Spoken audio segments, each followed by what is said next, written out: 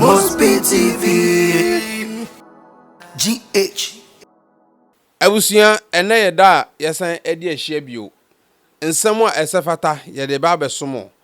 Videos a yede ba besomo no ebi ne se opani bi ede ne yere akwafuom akotwa ne ti. Owie wo bie ne nsem se no di tre na hye ho. Ye ba behwe sa video no. Ye firi ho a yenua baa bi abomoden akwawo so. Wango baako anwo mienu anwo miensa. Wawo mako dumiensa 13. Ya nya no operation ono a ene wo ye. Ghana ha ya ena sa asem ni siye. Ye ba na ye besua bibi afrimu. Teacher Kwadwo. Wo a wonte Teacher Kwadwo ho story o Ghana ha na chese afi ena ya wo. Wanya mescore ewa ha ye betie. Ye wi a ye betwa bosompo ni akọ amanone akotie yenua bema Kwame G wo kire bibi afa ya education ho. Ensem bebre. OKATAKYIE AFRIFA nso anya ne mescore ewo page so. Enu nti mo invite no na ometie ne wo ho na yentumi ensua bibi emfrimu. Ansa na yebekwa akohwe video no mepacho moma yenje announcement we ansa na yatoa video no so. About time for more can go to me pop pampers. If you politin bag ma no the abefro can no jersey no ko. But all the be about Afrifa. Me patcho man to tinta su ongu kanum enkwan ohoro na mfanye ye kanum back seat ade bi wo ho obi to otumi bie so mra no obi ade na da ho me patcho man fan sanka bibia woto de ben speaker no na nwa hwe wo de nse wote kanum o mu fan sanka bibia ense no me patcho ani die kwan Mr. Obi ofu akwandisi ka sada no wo fe me patcho wote sai wo politin wa hajibi wani yamani bi emfi mu kanum me patcho figu kan mo a 50 cedis mo amote so mienu no wo figu nyonko so a 1.5 ye di 50 ne de ahoro kan no na 1 million de atoko su ama de ofigu no so no wan ye ma na politin ye da ye hu ase obi ase wo mfene nti wan ye politin ne bi musuo bo na ayero ho na ofede a ubetua 1.5 physical musro obi anye bi mo amote kan no nyina Moya 17. Moya Moya 17. Obi ase wonfe. Ba akufo be fia. Obetua. Maami obi kan bro for talking by you, talking by me. Listen to Mr. Nobody. Ye ko mu wasama wi anu aka. Me pa cho nya abotre mame. Manu nsi ye. Wo na oni asem bia. Me na me gina na wo kasa. Enti mama nu nsi na bisa masem. Why me pa cho. Aha. Obi anya dia na chese na obi ase onfene chese wona mo na se ko share video ni bia na wa hwe dia jojo wakoma so dia say yenko next video obi ekuneyere ewa fuom yenhwa de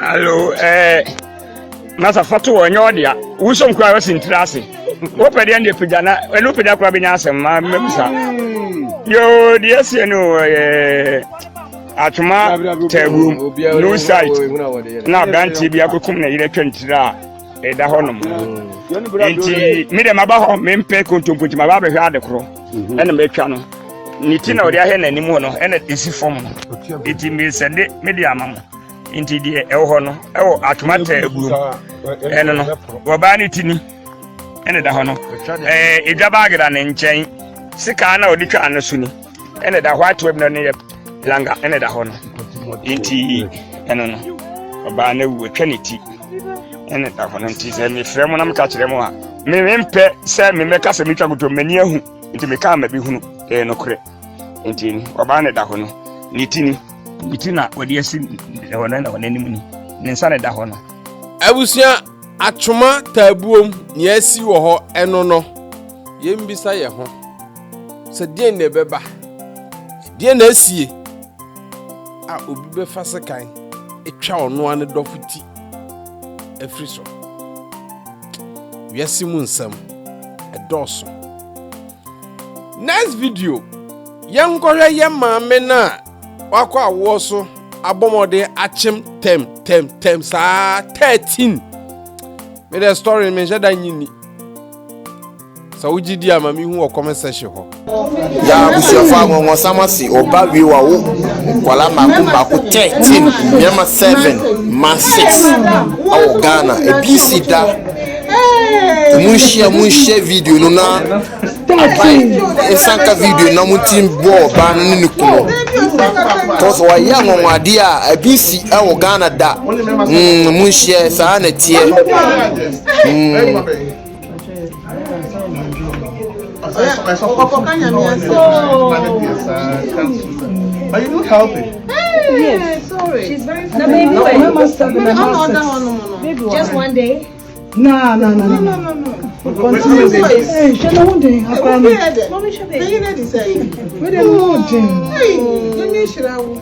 very 13. Oh, Is it colliding that way? Come on. I told you 13. Girl or boy? Wow. What's your name? I don't want to come. I'm a I said, I'm a cross here. I'll go 20. Oh, I didn't do 20. 13, I can't 15. Almost over 15 years. Woman is away for who you are. Anyway, you're bringing. This is the one might be on the back of so the one the back of you, right? She's fine. I think everything is so we're thinking of even bleeding, but she's okay. She's fine. We're thinking of family planning. So now it's only for I want to. Family planning. I'm not yeah, wrapping like I was yes, I'm so good in the that's why I know coffee if you're not like come on. I'm sorry. But no, I'm sorry. Your friend is there.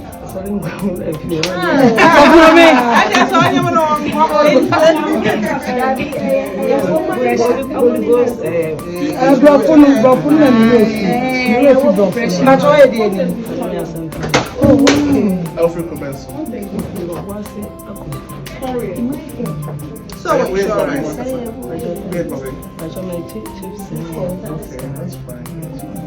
I'm surprised when you insurance. Just 14, 13. When the wedding said, "Oh yeah, Jesus, you are mighty God. Jesus, you are mighty God. Hey, Jesus, you are mighty God.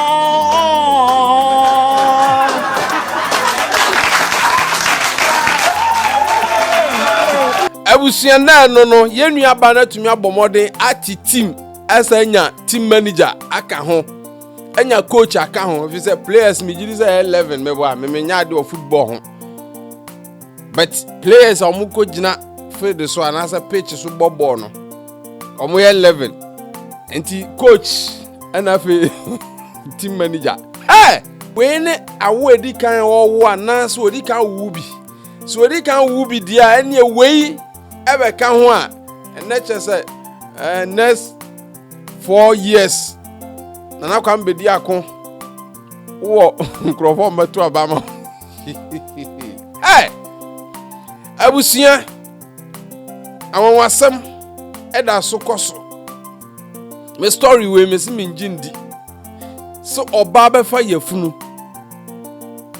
na bosome nkron be kwa wieye no wa wo mako 13 story me nyini ti wo awugidi no mesraw ma yehu e comment section ho se eye no kure se mami o ti hwe no ho dindindin jin team manager asanya coach aka ho a je se koyie papa na bemma kura otu sa tuo wei na etumi kummuwa wei no no menya na buro pata ahwe o bemma yankon next video teacher Kwadwo enya mesco wa ha obi anim se teacher Kwadwo one MPP aban enya no totoroto ama ese ye no kasai teacher Kwadwo tifia won kira de bio na odi nkyeremu bi ababonten na nka Ghana fo susu se teacher Kwadwo akwaba openi mejo so na bibia bokode adom ne ahwe yi ntimi ho de nse bonsam so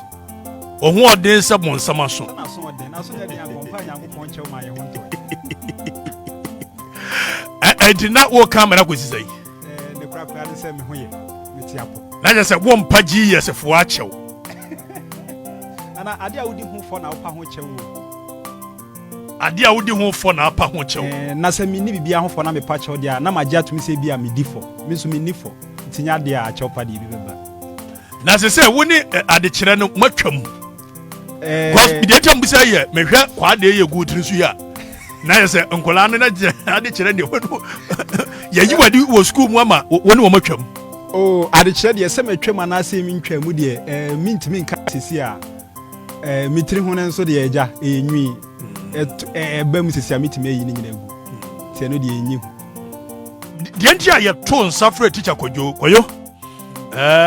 menim sɛ saa kon wi ɛna du ko wi asɛm no kre ɛde asɛm wa fia ko yachi ɛde asɛm bio opani we de me sha se kra me sha sese ni ahomete sɛ de bebia me gina bia meka ne bia ya na reho kakra ɛne sɛ me amete he obi anim sɛ me professional teacher ko teacher training nyese bia kwankyɛn keke nti me ko teacher training so ye ma mete ase me wura adwuma ni mu a ne ma ɛwɔ hɔ a ɛbɛboa me ama kyerɛ de ama de ne bi yiyi nanso ɛka me ayɛ sɛ teacher adwuma no ɔmo yɛ ne paper so ayɛ theory na nyɛ practicals wohwɛ ɔmo book mu ne ɔmo ne ma ne ma de ne ɔbɛka sɛ oh bibi ɛkɔ so kama sɛ book no ne yɛbɛkyerɛ ɔmo ka ebre bi yɛkɔ fɛ sɛ teacher focus hia ɛna ɔmo kyerɛ yɛ ne ma bi aba ɔmo be introduce ama nkwadaa no na no kwasɛm na ICT wo mu na ICT ne mu na opani ogina yɛ nim a wɔkyerɛkyerɛ yɛ ka sɛ oh eduru saa brɛ na ɔbɛma akwadaa bi atena ne computer anim na ne yɔka sɛ a tie hɔ na obi sɔre no sɛ na computer asma wo kan ɛwɔ he ye ne bio nti ICT amodi abayi ko kyerɛ ne sɛ papa bie na no a asefim o gina anim ka kyerɛ sɛ na sɛ mutimi bobusia kra asase nti wei wo pabusia kakra na unya ko yi laptop mienu bi a sɛ wo dia bi so na so opani dia wo kan no saa na wo sɛ ɛyɛ wo sɛ na sɛ ne ye nyina ayɛ boa nti kamia yɛ sɛ adwuma na nkasa de wura mu a wo teacher adwuma no kamia yɛ sɛ wo teacher ni no wo na adwuma no yɛ wo dia obi amfi wo biom sɛ adekyɛ ni bɛyɛ yie ɛkwan akwa no bɛfa so ɔbɛte aseɛ ɛkwan a obɛhu die ne nyina yɛ wa na watimi anya na mpanimfo no mu ma baabɔnten na ɔmo de sobɔ na bɛbɔ teacherfoɔ na bibi wo mu am sɛ ɔmo ahunahuna teacherfoɔ na ɔmo ntimi nkasa ne no na mepɛ sɛ mehu sɛ yɛ spiritually dia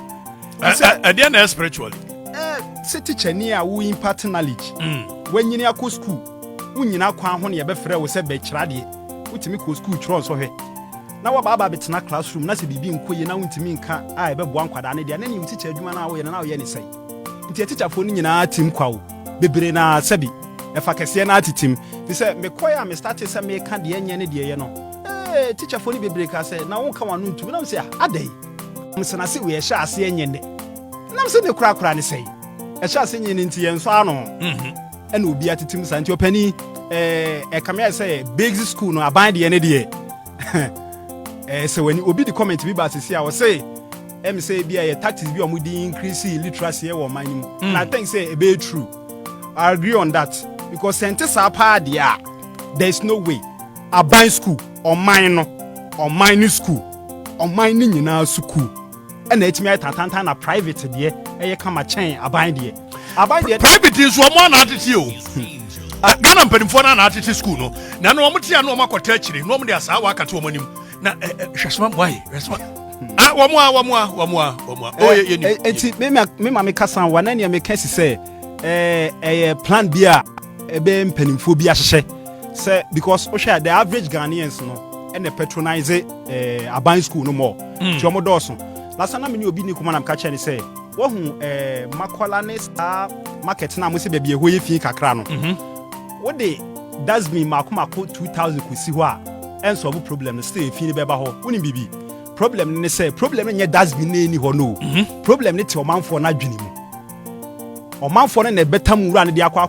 to dasbin nim se wanfa nkwa nkotuma nwura na anka se mfiri nkoto dasbin nim enti wan cure the mindset of the people na dasbin na beto asi woni be ye kwa enti sabi na omo de ye nkwada no enche na nkoda yi nyina ba be nyina ba be yempanimfo na man pani abekasa osusu se enko kasa ya na nkomanfo ne dia ye adwuma na ayefe nyesa na nso mo pe no na afia ba ne se na nkofo ya wo pese wo grumi omo na nka wo kan bibi omo tie no omo ana wa hya ase e bon omo ba yo mi hu dan mani fi ya mi nyina mi hu dan senso bi advanced countries ni bi nso omo ye dia this ene mo kire mi hu dan a yitimi si body ni nyina wo wiem ni ya ye foundation wa se wi a yatamasi so ni nyina mi hu ye foundation no na emu mare ho sem ne say foundation ne sha se ya kan nwe gusu nti obi atwama e dan no body na si wo no kakraka na na obi e kanfo me kama mpanimfo ate ase say education se de be your man ye dia na start free basic wa nye basic ni ya wo ye ne be biagu said your man pani ne ne nkofo aka mani esi so say e no mu develop SS ne ade ade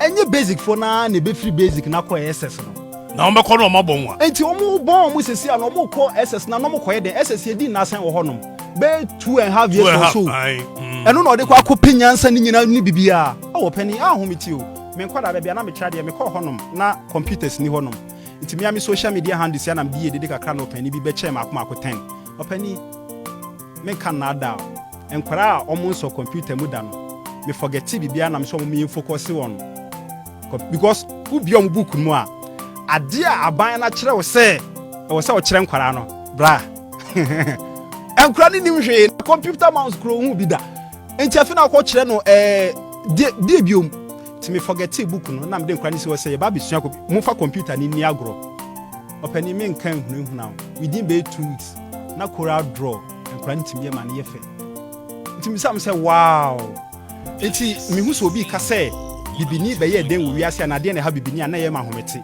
fi say bibia ha bibini adwen na emom no entitiye no the orientation of the people da nye makoma ko 10 na omo ya abrofo white efra brochire ba Ghana ne now fa Ghana fon kwada ya wo onye 5 e de kwa brochire a in 20 years time abrofo kwada na ade omo ba fa yen adesua mu no obebi hewi said the amount for the na mo ye no e bi fon kwada na enye na ade omo ko no system ni ye nti nye se broni wo super power bi o system no ya hyehye e good enti obetimi afam yi ama na adwuma bi ama aye de ese enti se yempanimfo ne se omo pe oman ni yi na omo pese ye nam adesua so e de develop your mind dia ene ba bi omo na medie enye e dem di twato ne se o se ukonkurase na e ya na awofo ni bi mfa school ne ho send but because me happen to me twice no class no ma awofo na ba ma ba kase omo ba ni kugye omo wafu esi na enye omo fault ni nyina ne se e ho no omo wo no se de ya ye school na kire omo no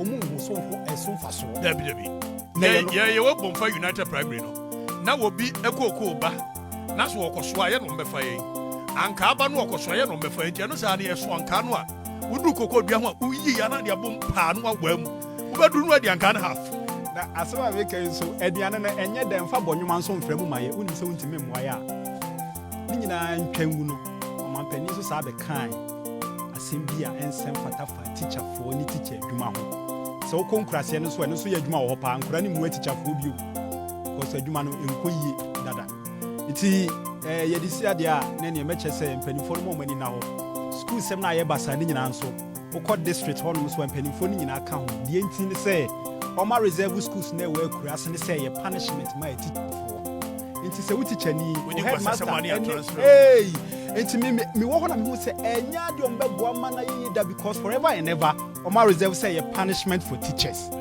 a punishment ema teacher for say de ombekwa kurase so omo nkokira de in fact atechefo ni bi wo ho a ukohwe bebi omo da ene bebi omo kira de na obakuru mbehwe se ne nkrofo filia arehosam nanso no ye be ne den ade mu enya bedu Kwame G adisuamu nsam ya odinsem bi etudwa. Please, if you happen to see this video, watch this video to the end. Especially if you are an African parent, I want you to watch this video to the end. I'm doing it in English because I want it to reach lots of people. Please be extremely careful the kind of things your kids or the kind of books your kids have been reading in schools and have been bringing back home. I want to show you something. So my kid, my second born, is 7 years old and went to school, and almost every week they bring schools back home to read and then they will take it back.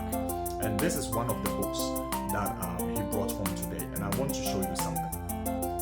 Okay, so this book is actually saying that insects will travail. We are in a French sector, so like it's more like insects at work. If it's in French, I will translate it for you. Insects at work. So for you to know what I'm talking about, I'm not going to spend so much time, so you watch it. I'm going to open the pages for you and tell me what you see. So these are insects that are at work. So the book basically teaches you about insects, okay? It teaches you about insects, just like I'm showing you right here. All the pages, everything you see is more of insects. It's teaching you about bees and what they do. So insects as well, what they do. And then you see insects, whatever they do. And then over here as well, you see insects. That's okay. Wait for me. Over here, we see insects as well. And then we see a white person who is here. That is the number one. We see a white person who is actually doing a little bit of farming here and there. That's okay. And then we come here, we see insects as well. Then the next page comes with insects and frogs and stuff like that. That's okay. Let's go to the next one. And the next page, we have this particular page that I'm concerned I want to show you. On it, it is written, Les insectes aident les personnes. It's saying that insects actually help people. Listen, insects actually help people. And then it is written on it, les personnes aussi mangent des insectes. Plusieurs insectes sont bons à manger. Saying that people actually eat insects. And lots of insects are very delicious to eat. And then we have these more like cockroaches and stuff like that on food, tortilla or something of that sort, and it explains it over here. And then you have this black man who is also eating some of the insects. You can see it for yourself. We have this black man eating some of the insects. And it is written here, cet homme mange des fourmis blanches volonté. Volonté. Meaning that this black man, this man eats white insects that are capable of flying.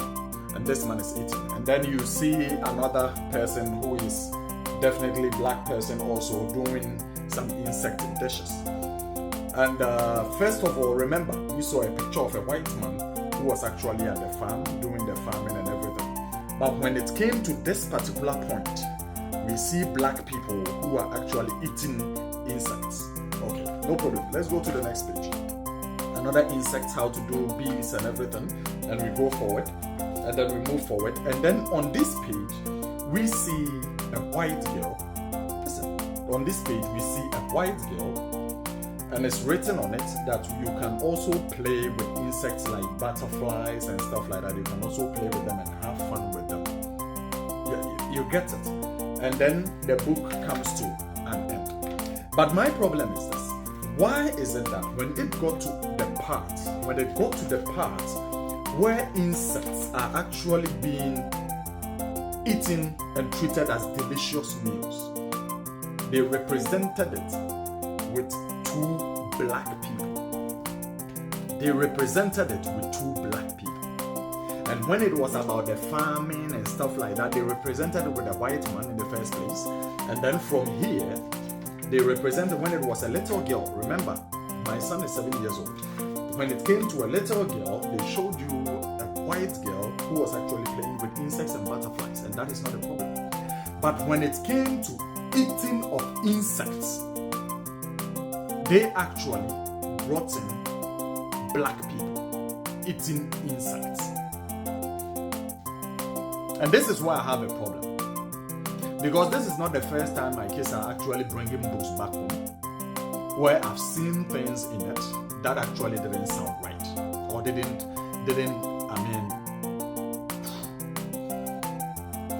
I don't know how to put it.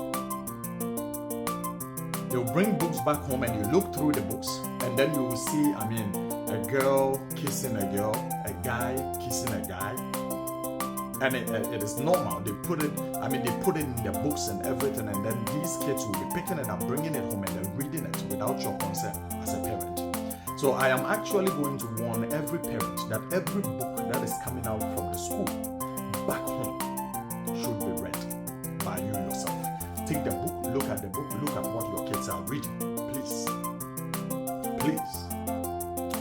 They plant these images in there. They plant these images in there that basically make them look down upon themselves. What are they telling the kids with this kind of stuff? They will have other white kids actually looking at them and teasing them that black people actually eat insects and those kind of stuff, which is quite sad. Which is extremely sad. Honestly, it is quite sad.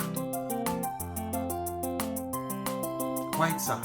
Recently, my son, the firstborn, also they were having these discussions about Africa and the countries, continents and the world around and everything. And then the lady who was actually teaching these kids, my firstborn is 11 years old, and the lady who was actually teaching them, the teacher that was actually teaching them about Africa and everything, the only thing good that she was able to pinpoint and tell the kids is that Africa is a very poor place where people don't even get food to eat. They don't even have places to sleep. And my kid actually challenged this teacher, saying that no, Africa is not what you're talking about because I've been there before and I know how it looks like. No matter what my son said, the teacher actually stood in and said that no, it's not what you are saying. What I'm saying is the right thing. What I'm saying is the truth. Sometimes they don't even have food to eat and they are very poor. They are like this, they are like that, they are like this, they are like that. You get it? So please, I'm showing this to you as a parent that you should be extremely concerned about the things your kids are watching, the kind of stuff books your kids are reading. Please, let this be very important to you and share it to somebody and let somebody have it as well. Thank you for watching. Thank you for watching. Yes. Mosbee TV Gh. Yede nyamapa ebesomo. Ebusua video twato. OKATAKYIE AFRIFA. Obe postu sa video no se nkrofo bi tata no. Epe na gene nkwa afri ni nsam. Maami bi se oboa ntro na wotwa. Hello, minu ya ohweme.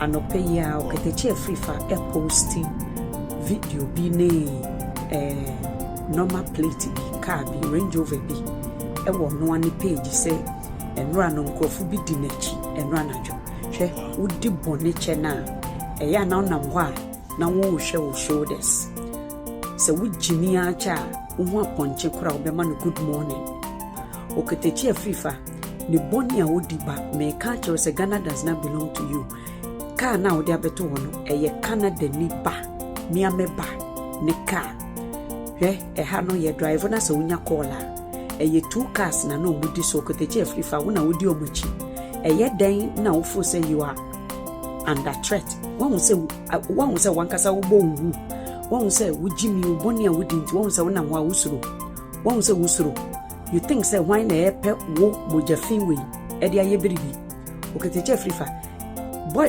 akola na utwa no no mameka semicho wonya call. There was another car in front of him. And na almost stop here na me ban so stop one echi. Watch our video. You approach them.